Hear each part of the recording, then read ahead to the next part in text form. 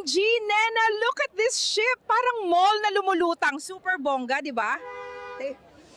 Dave, this is it? OMG, Nena, ang ganda. Feeling ko ako si Rose, pero mas fabulous. Saan kaya ang elevator? My knees are not built for this much drama. Diyos ko, puro French.